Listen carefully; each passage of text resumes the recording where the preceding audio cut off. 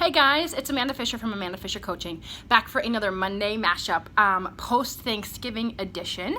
And I am kind of excited to talk about this because we're entering like the holiday season, where everybody freaks out about holiday weight gain and all that kind of stuff. And I think it's kind of interesting because since I've maybe settled down, thought differently, learned again some things about nutrition and eating, the whole holiday eating craziness that we read about in the newspapers, on Facebook, online, wherever, really doesn't have to be that hard, that stressful, that big of a deal if we just, kind of chill the F out a little bit. We give it so much credit and we build it up to be so big in our minds.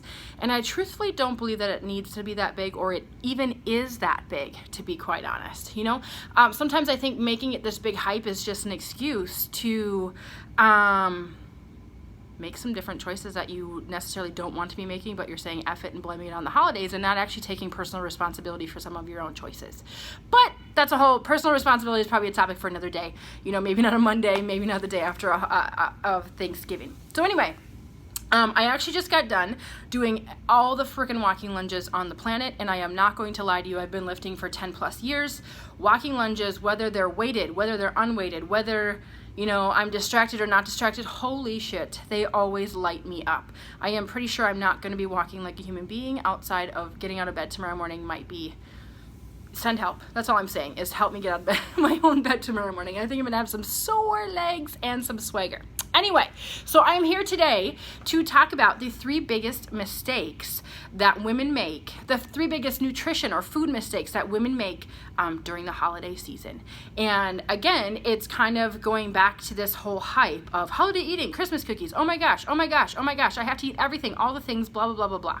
So here are my 3 biggest mistakes that I find in, that I used to find in myself, that I've kind of learned more about, taking time to think differently, adapt new ways. I also notice this right now with the majority of my clients. I can hear this going on. I can kind of sense it going on. It's just a big kind of mind game. So anyway, perfect day to talk about them, right? We are in the holiday season. I like to call it the Christmas season. It's the week after Thanksgiving. It is Cyber Monday, and it is go time right now. Game on until, Christmas or New Year's, depending on who you are. So anyway, first biggest mistake that I see women making is totally a mindset piece, scarcity. Scarcity mindset surrounding food at holiday parties or, holiday events or gatherings versus abundance mindset. It's the thing like, oh my God, I'm going to this holiday party and I have to eat everything because, it's holidays and I don't maybe get access to these food choices or these selections all the time. Scarcity is thinking you never have enough of it or never have it again. Abundance is thinking, yeah, I can make whatever I want to whenever I want, right? So getting into that mindset of, here I go, I'm going to a holiday party, oh my gosh, I can't wait to see what they have to eat, and whatever, and then living in that scarcity mindset. Maybe you're actually like at a fancy dinner where they prepare something really freaking awesome for you, and you're like, I have to eat it all. I have to eat it all. I have to eat it all because this is like a one-time shot. I won't get this, I won't get this choice again, or I won't get this experience again. And I don't know about you, but food shortage, selections surrounding food, are in no shortage. In my life, no matter if I'm cooking at home, buying food at the grocery store, going out to a restaurant, I have access to food everywhere. And I really don't have any reason to feel deprived or like it's not going to exist for a certain amount of time. So, start thinking in that scarcity mindset. Let's say you're having like a chicken, like this really ridiculously prepared, like smoked chicken or Cajun Alfredo-y thing. So it's pasta, sauce, protein, or chicken, right? I think you should eat it. If you're at a holiday party, if you actually want to eat it, I think you should eat it, or you should order it, or whatever. Here's the thing though, you don't have to eat all of it. You can check in with yourself. After you're like at, a quarter of the way done, start checking in. Is this still tasting good to me? And am I still enjoying this? Am I full? Am I satisfied? Am I even anywhere within that range? Check in with yourself. You don't have to just go balls to the walls because, it's Christmas or it's holiday party or it's a whatever. You don't have to eat all the things all the time. If you're not full, you can sure have some more, right? If you are full, Who the hell says you have to finish it? Scarcity versus abundance. Food is plentiful. Choices are plentiful. You literally can go to the grocery store and make anything just as good as some fancy ass restaurant anywhere that you go. Although I love to go to a fancy ass restaurant because I love the atmosphere and that somebody else made my food. But guess what? I can make all of those things pretty much any day of the week if I wanted to, and I have access to them. So it doesn't have to be I have to go balls to the walls at this party because it's never going to be available to me again, right? Because that's just not the truth. It's just really not the truth. Second big mistake, eat like a bird all day or all week before that holiday party, and then completely feel deprived and go insane and stuff yourself to the gills at that party, right? So if you go, let's say you have a holiday party on Friday evening, and you go Monday through Friday, right up until that party, you're like, lettuce leaves, a little bit of protein, be strategic, do some cardio, do extra workouts, whatever. And you've literally eaten diet mindset like a bird all damn day or all damn week long. What is bound to happen when you are presented with food choices outside of your normal? What do you think is going to happen? I know what's going to happen. You know what's going to happen. Let's not lie to ourselves here. Let's not kid ourselves. How could we do that differently? We could seriously go about our normal week. Do you normally eat pretty decently on Monday, but give yourself like a taste of something or a bite of chocolate? Do that shit on Monday, even if that holiday party is coming on Friday. Do your normal, eat your normal, do your normal stuff, go do your normal workouts, go with the flow. Don't starve yourself in preparation of admittedly overeating or binging or just going hog wild at this holiday party. Here's the thing, in my own personal life, I've noticed, if I just eat normal, and I do eat normal, I eat normal all the time, it's kind of waning and waxing of what that even means. It's just kind of this up and down of moderation, never too strict, never too crazy. It's a lot of health with some strategic treats in there. Here's what happens. When I get to a holiday party, I am actually, first of all, fed from the whole week. I'm not starving, right? And I am able to almost distinguish, I think that sounds kind of good. I'm going to have some of that, and it's not really worth that one's not really worth my time. Yes, I'd like a bite of that, but I probably don't need a lot. You're able to make better choices by coming into a holiday event fed. So try not to make the biggest mistake ever and starve yourself the week before or the day of, because it's going to backfire on you. It always does, right? And if you are able to white knuckle that holiday event that day, I guarantee the backfire is coming down the road at the either next holiday party or the next day.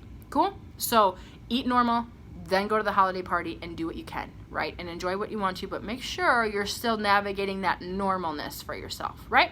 Try it. It's a practice. Some of these, if you're kind of new to this whole like navigating normal and not giving food this glorification and craziness and crazy atmosphere and crazy feelings and power, it's new and it's a process. So expect some crap to come up and expect to, stumble a couple times, and that's okay. Give yourself the grace to stumble because you will get better at it. Cool? Third biggest mistake, and this one kind of jacks me up a little bit. It kind of lights me up big time. This is easy, and I've been in these situations. I know what this feels like, and I still find myself in these situations, and it kind of just makes me go, oh my God. But anyway, the telling yourself, or let's say you're with a group of your best girlfriends or whatever, I shouldn't eat this. I shouldn't have this. I shouldn't have this. I'm going to order this, but I shouldn't. I'm going to eat this, but I shouldn't. And weaving this whole web or this massive story about all the things that you shouldn't do, but you are going to do and undermine yourself. So you're literally creating this big drama about food that does not need to effing happen. I make my choices and you make your choices, and whatever those are need to be good for us. Going and undermining yourself and basically saying, Amanda, I shouldn't do this, but I'm going to do this and I'm totally going to F myself over, is self-destruction. It's not positive. It's so bad. It's so negative. We can do better than this. And the other thing that kind of lights me up about this whole topic is that when us girlfriends get together, I spend a lot of time working on myself, my personal development, my family, a whole bunch of things going on in my life. And I have way better things to talk about than all the shit that I shouldn't eat. and you spend so much more time, you spend so much time, you know, like on your, all this cool shit. We are cool people, you and I, and the last thing that we need to do is give all of that stuff the back burner to food, to talk about all the shit that we shouldn't eat but we're going to anyway, and ultimately self-destruct. It's just, we have things to talk about. We have cool things in our lives that are going on. We might be up for a promotion. We might be going back to school because we want to try something new. We might be opening up a new business. We might be taking on this hobby that we were really just like super obsessed with. We might be reading this cool ass book that got us thinking about things a little bit differently than how we've been thinking right now. Talk about that. Leave the food drama, the power surrounding food, the self-destructive, I shouldn't, but I'm going to anyway, and politics, leave that shit all at the door and talk about something constructive that is actually going on, meaningful to you, your circle of girlfriends, all that kind of stuff. Talk about cool shit that you guys are doing, and don't talk about your food choices. Not the, I shouldn't eat that, but I'm going to anyway. Oh my God, we're so bad because we're eating chicken strips right now that are deep fried and whatever. Who the hell cares? If you're eating chicken strips because you love to and you're having a fabulous effing time with your girlfriends and you're talking about all the crazy stuff that you guys have done on your life and you're reminiscing, guess what? That freaking rocks. Giving the glory of, I shouldn't eat this, but I'm going to, and ultimately that self-destructive like mindset and attitude, ditch that. Nobody has time for that. Right? So anyway, those are my top 3 things, the 3 biggest mistakes that I see women making during the holiday season about their food choices. And one final thing that I want to mention, and I'm going to link it up to the show notes down in the comments here to this video, is I have developed, and it's like, these seriously, like the easiest, coolest thing that I've ever done, my favorite 20 meal ideas that take less than 20 minutes to make, and they are super healthy and they are fairly family friendly. I've put together a meal guide for you to check out and download. Basically, it's for free. You can totally just grab it right now. And then aside from that, I've put together like a week-long dinner menu for you, shopping list included, and then also a strategic way to use leftovers from your dinner menu for lunches to take to work the following day. So you can literally spend 20 minutes and use that to make the meal, use that meal 2 or 3 times during the week in creative ways that aren't just the same thing over and over and over. Tasty, awesome, quick, tasty, healthy, easy, minimal ingredients, because I hate having 9,000 ingredients in my cupboard that I will never use again. Cool, so I have put that together for you, 20 under 20. I'm linking it to the show notes. Please go grab it if you don't have it. It's yours. It doesn't cost a damn dime, and it's yours to have, and I would love it. If you love it, get back to me, drop me a comment, and tell me what you love about it. And also, if you wouldn't mind, share it with your best girlfriend who needs help getting out of the need to eat chicken and broccoli and lettuce leaves to be healthy for her whole life. Cool. Have a good day, guys. Happy Monday mashup. Bye-bye.